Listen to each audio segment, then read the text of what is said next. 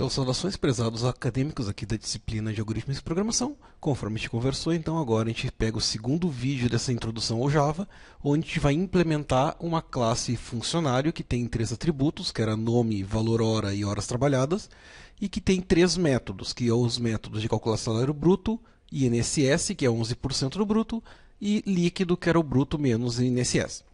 Eu já estou aqui com a nossa IDE aberta, ou seja, o BlueJ, onde nesse vídeo a versão que a gente está trabalhando é a versão 4.1.2. Se vocês olharem depois o livro da disciplina, a versão era um pouquinho anterior, muda um pouquinho as interfaces aqui, mas nada que seja muito comprometedor. Os campos estão todos no mesmo lugar. Então a gente vai começar aqui fazendo a nossa aplicação. Então a gente cria uma nova classe, que eu já falei que vai ser funcionário. Então simplesmente dá um nome da classe funcionário, diz que é uma classe e dá um OK. Ele já cria para a gente a classe aqui e essa classe não está compilada. A gente clica duas vezes para ver o código-fonte da classe e eu geralmente digo para o pessoal apagar tudo que tem aqui dentro, porque ele dá um exemplo de como é que se implementa uma classe, mas a gente vai fazer tudo do zero. Então eu vou criar uma classe, essa classe é pública, então public class funcionário. E essa minha classe funcionário, eu vou abrir chaves, que é o comando para dizer que eu inicio um bloco, o início lá do Visual G, e fecho chaves, que é o fim. Tanto faz a gente colocar a abertura de chave do lado ou embaixo. Isso aqui vocês vão ver depois que é uma guerra santa, que tem gente que faz de um jeito e gente faz do outro. Eu particularmente gosto de abrir a chave do lado, mas não é obrigado, vocês podem fazer do jeito que vocês acharem melhor. Aqui no BlueJ, a gente começa definindo quais são os atributos da classe funcionário e a forma de declarar os atributos é um pouquinho diferente da forma que a gente via no Visual G. No Visual G era sempre nome, dois pontos, tipo. Em Java é tipo, espaço, o nome. Então, por exemplo, se um funcionário tem um nome que é uma string, é string nome. Ponto e vírgula para encerrar esse bloco e começar um próximo. Double valor hora e double horas trabalhadas. Isso aqui é o que a gente estava lá no enunciado. Repare, string é um tipo especial, por isso que ele é uma classe, por isso que o S é maiúsculo. Double é um mero tipo primitivo, então a gente bota com D minúsculo. Beleza, com isso aqui eu já tenho os atributos da classe, ou seja, todo funcionário que eu modelar vai ter que ter um nome, um valor hora e as horas trabalhadas. A gente viu lá no nosso material que é importante sempre ter métodos construtores, ou seja, um método que vai ser executado quando eu crio um funcionário novo. Eu digo, olha, nasce um novo funcionário. E eu tenho que dizer, beleza, qual é o nome, qual é o valor hora e quantas horas ele trabalhou. E esse método construtor a gente pode colocar em qualquer local dentro da classe. Eu gosto de fazer logo de cara. E a característica importante dele, que ele é público e ele tem o mesmo nome da própria classe. Então, public funcionário. E quais são os parâmetros, quais são os valores que eu tenho que receber? Eu vou receber um nome também, um double valor hora e um double horas trabalhadas. Eu estou colocando de propósito aqui os mesmos nomes entre os atributos e os parâmetros para a gente conhecer um carinha novo aqui. Pelo que a gente viu no livro da disciplina, a gente tem que fazer o quê?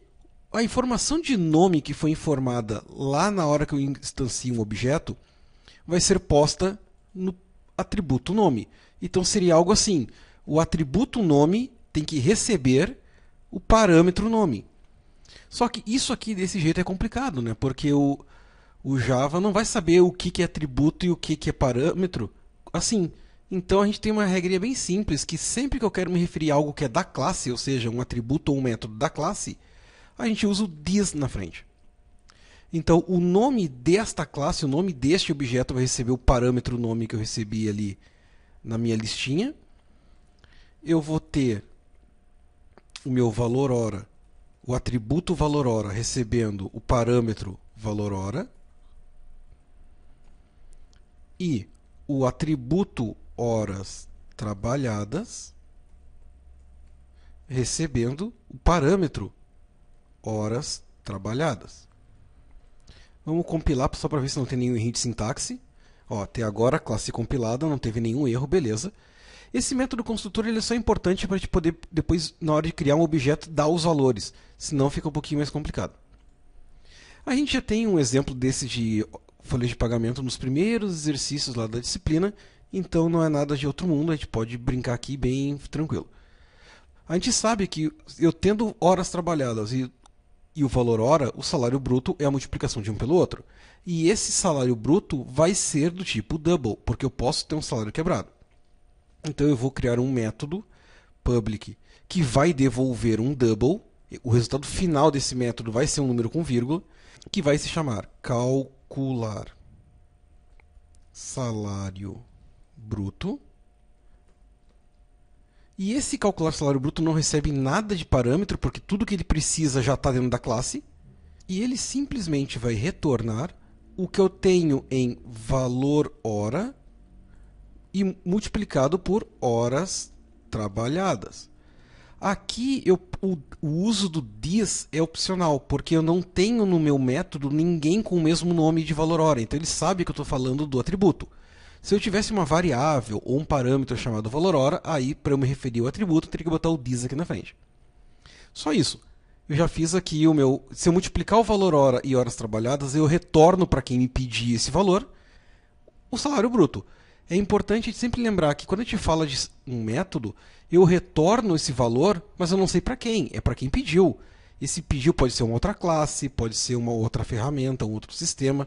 O que importa é, se alguém chegou até mim, conseguiu me acessar e pediu para calcular o salário bruto, eu multiplico o valor hora por horas trabalhadas e devolvo para quem me pediu e está lá o salário bruto. Ponto. Eu não tenho que me preocupar de para onde vai isso daí, eu só tenho que calcular e devolver. Do mesmo jeito que eu fiz o salário bruto, eu vou fazer o public, um double também, calcular INSS. INSS também não tem nenhum parâmetro a mais para receber, porque eu só preciso do salário bruto, que eu já tenho aqui em cima. Então eu posso fazer de duas formas. Ou eu faço return valor hora vezes horas trabalhadas vezes 11%, ou a gente pode pensar que, poxa, eu já tenho um método para isso, não vou recalcular, não vou fazer o cálculo duas vezes. Porque pensem comigo, e se amanhã o cálculo do salário bruto mudar? Eu vou ter que mudar em todos os lugares? Então a ideia é a gente sempre ter que reaproveitar o máximo possível. Se eu já tenho alguém que calcula o salário bruto, é só usar ele. Então eu vou retornar, eu chamo o método calcular salário bruto, só chamei o método, com isso aqui ele já vai ir lá no método superior, vai multiplicar um pelo outro e vai devolver o número. Por isso que eu digo que ele retorna, mas eu não sei para quem. Nesse exemplo aqui, quem chamou foi um outro método. E eu vou fazer isso vezes 0,11, que a gente já viu que isso aqui é a mesma coisa que calcular 11%. Por fim, public double calcular salário líquido. E o que eu preciso fazer? Eu só preciso retornar o meu calcular salário bruto, ou seja, eu descubro qual era o salário bruto e subtraio o calcular INSS.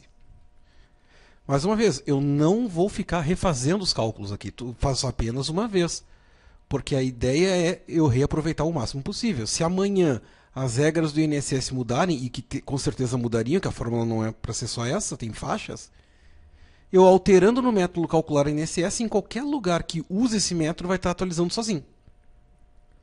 Então tá aí. Com isso aqui a gente implementou a classe funcionário.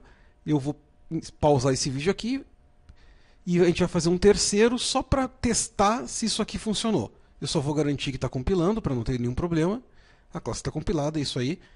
Então o nosso terceiro vídeo vai ser usando essa classe apenas para garantir que os métodos estão efetivamente calculando e retornando os dados certos. Então até daqui a pouquinho.